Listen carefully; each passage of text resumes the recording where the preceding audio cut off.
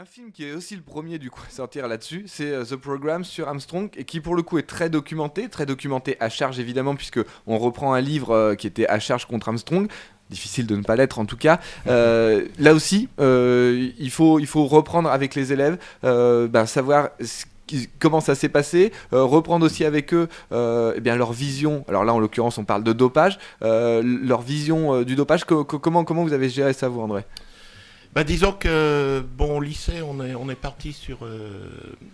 On a refondu un petit peu les cours, c'est-à-dire qu'on travaille en atelier de 15 heures à 17 heures systématiquement tous les jours avec le lycée technologique.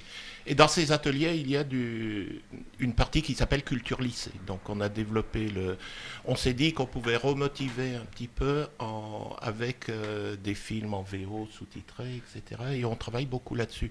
Donc que ce soit en anglais ou en espagnol. Donc il se trouve que ce film, alors soit on va à l'espace Renoir, donc l'espace Renoir qui nous projette les films à la demande, donc c'est parfait. Soit on achète aussi des films à la DAV ou Zéro de conduite Ouais, pour les droits d'utilisation, etc. Donc pour nous c'est beaucoup une façon de remotiver les élèves, de les faire travailler sur autre chose que sur des textes écrits, etc. Donc dans ce cas-là, par exemple pour le film sur Lance Armstrong, on a travaillé sur le trailer, on a fait tout un travail préalable, plus un travail après le film. Vous avez aussi travaillé sur l'interview d'Oprah Winfrey. Enfin, voilà, on a travaillé. Donc pour moi, c'était l'exemple parfait de la chute du héros. Donc pour la notion mythe-héros pour le bac, c'était le film parfait. Enfin, c'était l'exemple parfait. Bien sûr. Justement, c'est important, et nous, c'est aussi pour ça qu'on vous a invité. C'est pas juste pour expliquer les cours, c'est aussi de se dire comment est-ce qu'on arrive à emmener des jeunes au cinéma en dehors des cours de cinéma, justement, parce que nous, ici, on a beaucoup d'écoles de cinéma, mais c'est déjà gagné quand un élève est même en lycée en option cinéma, c'est fait, il voit des films. Par contre, des élèves qui n'ont pas forcément accès aux films, qui n'ont surtout pas forcément accès à des films d'auteur, même si là on est sur du auteur grand public, hein, mais en tout cas des films qu'ils n'iraient jamais voir d'eux-mêmes, quoi. Et ça veut dire même des salles où ils iraient jamais eux-mêmes. Alors à Charlieu c'est un petit peu moins vrai parce qu'il y a qu'une salle, mais à Rouen par exemple c'est l'exemple type, quoi. Tout à fait, tout à fait. Un des objectifs, c'est aussi démystifier entre guillemets l'espace Renoir, parce que dans l'esprit de beaucoup de nos élèves, l'espace Renoir, c'est l'endroit où on voit des films à télo, où on comprend rien, etc. Donc depuis quelques années, on travaille assez étroitement avec eux. Et par contre, il ne faut pas se tromper. Faut faire le bon choix de film, parce que on peut faire aussi l'effet inverse. Alors, depuis quelques années, on est allé voir notamment des films. On a travaillé sur des films de Ken Loach. Bon, ça fonctionne bien. Ça fonctionne bien à condition de ne pas se tromper, justement. C'est ça, de ne pas pousser non plus trop sur l'auteurisme. Voilà, et en tout cas, c'est vrai que pour tous ces jeunes comme 95% de la population ne va pas s'attacher aux images et va s'attacher à l'histoire, c'est sûr qu'il faut leur avoir une histoire qui les emmène du début à la fin. C'est ce qui s'est passé avec les suffragettes, ils se sont intéressés qu'à ça, bien heureusement d'ailleurs, mais c'est vraiment l'histoire qui fait qu'on les emmène là-dessus. Comment est-ce qu'on fait, surtout parce que vous êtes prof d'anglais tous les deux, et c'est ça qui est vraiment différent. Vous n'êtes pas prof d'histoire, pas prof de français ou d'autres où on pourrait vraiment parler de sujets de société. Non, vous êtes prof d'anglais. Donc comment est-ce que ça rentre dans un cours d'anglais, un film, donc finalement vu en VO sous-titré, parce que je pense que la VO pure, bon déjà elle est presque introuvable en France, mais en plus de ça serait peut-être contre-productif aussi. Mais voilà, en tout cas, comment est-ce qu'on fait pour construire un cours d'anglais par rapport à un film ?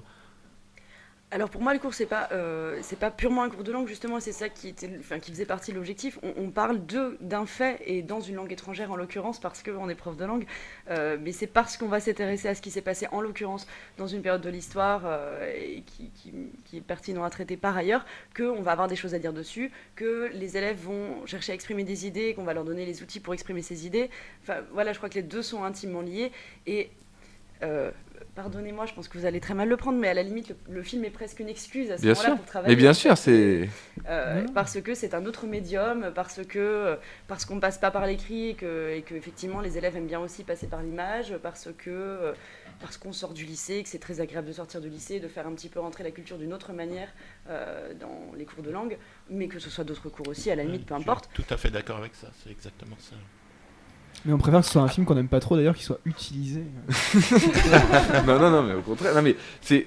Moi, c'est ce qui me paraît le plus important, c'est comment est-ce qu'on arrive à montrer des films. Voilà. Après, peu importe quel film, mais d'un seul coup, juste aiguisé. Alors, ça peut être sur l'histoire, ça peut être sur les langues, mais voilà. Moi, c'est ce qui m'importe le plus, c'est que les gens regardent des films. Oui. Après, en plus, ils peuvent regarder ce qu'on qualifie comme bons films, c'est encore mieux. On est encore loin de ça.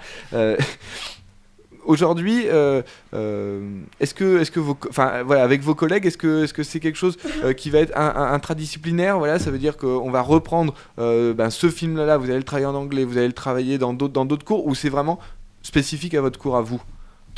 André Marchand. Bien, disons que, par exemple, un film comme La Raola de Oro, c'est un film sur l'immigration de jeunes guatémaltèques aux États-Unis. Donc ça nous permet de travailler en espagnol et en anglais. Donc ça, c'est magique parce que c'est vraiment l'exemple parfait de l'interdisciplinarité, etc. On peut travailler aussi avec le prof d'histoire géo. C'est vrai que c'est intéressant. Il y a une petite extinction de voix petit à petit. Non, mais on écoutait.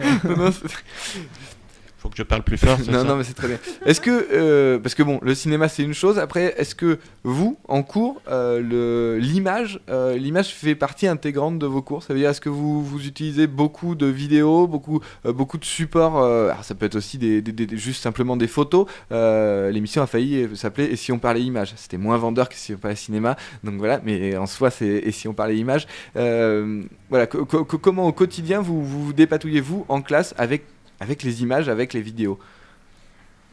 Je pense à d'autres cours avec d'autres élèves qui n'ont rien à voir. Bien sûr, bien sûr.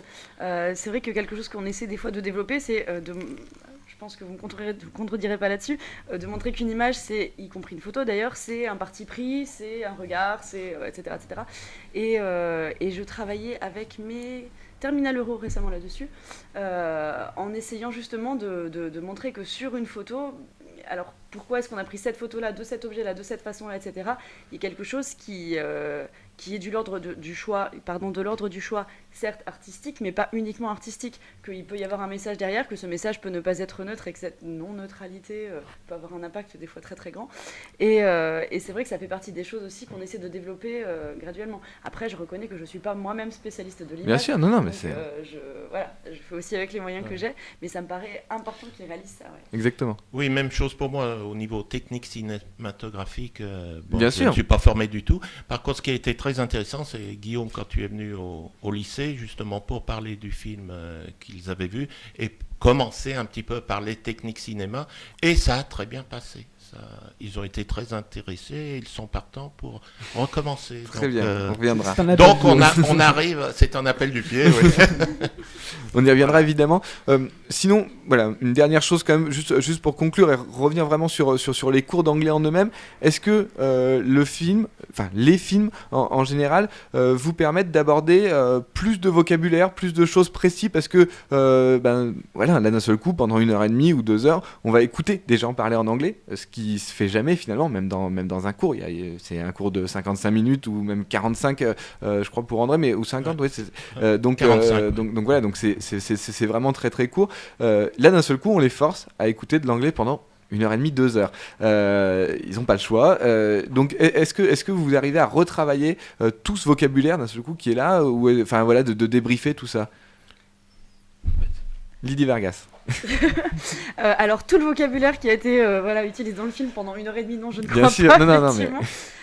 après, c'est vrai que ce qui est intéressant en passant par le support image, c'est que forcément les élèves ont envie de parler de quelque chose qu'ils ont vu sans forcément avoir justement le moyen de le décrire.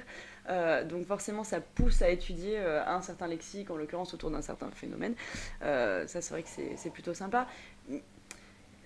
On peut le faire aussi avec les textes. La différence, c'est qu'effectivement, être derrière eux, s'ils lisent un texte pendant 1h30 de lecture suivie sur un texte donné, ce serait Bien sûr. je pense, difficile à gérer. Donc voilà, c'est la différence entre le film et le livre. C'est pour ça, ouais. Ça permet d'avoir un volume, entre guillemets, d'informations. Et peut-être aussi de savoir comment est-ce qu'on le place, simplement le mot. Parce que des fois, on peut lire dans un texte, on peut ne pas forcément comprendre le mot, et d'un seul coup, sans même parler du sous-titrage, mais le voir employé, parce que le film veut recréer une vie réelle, quoi. Et donc, d'un seul coup, tiens, on entend des mots, et donc finalement, on va pouvoir se dire, ah oui, tiens, à ce moment-là, avant qu'il claque la porte, il va dire tel mot. Bon, voilà, ça revient dans le film, et voilà. Je me rappelle par exemple de Shame ou des choses comme ça sur The Program où les élèves étaient vraiment très marqués par certains mots et finalement savaient exactement où est-ce qu'il fallait les placer, quoi, du coup. Ouais. Bon, moi j'ai la chance de pouvoir utiliser la salle multimédia 1 heure par semaine, enfin 45 minutes par semaine. Donc c'est vrai qu'on travaille assez systématiquement sur des vidéos qui tournent autour de la notion et donc après on fait un feedback en cours traditionnel, on va dire. Et c'est vrai qu'il me semble que c'est un plus, parce que le vocabulaire s'ancre plus facilement. Bien sûr. Et en plus, pour moi, le gros avantage du multimédia, c'est que chaque élève travaille à son rythme devant l'ordinateur, donc ça permet de pallier un petit peu à l'hétérogénéité. Oui, c'est ce que j'allais dire. Effectivement, c'est peut-être plus valable en salle multimédia que quand on emmène les élèves au cinéma, où là, pour le coup, on ne peut pas dire que chacun va à son rythme, c'est pas vrai. Et en fait, d'où l'intérêt aussi de varier la nature des supports. Et emmener les élèves au cinéma, c'est une manière de travailler, ça doit pas être la manière de travailler. Je crois que ce qui est important, c'est effectivement de travailler sur différents types de supports et de différentes manières pour pouvoir répondre aux besoins de chaque élève. Oui, et puis aux directives de l'examen. Tout à fait, parce absolument. Que compréhension orale, c'est sur vidéo. Thank you very much, Lydia Vargas and André Marston. Merci beaucoup. On reparlera évidemment de l'éducation au cinéma en classe. En attendant...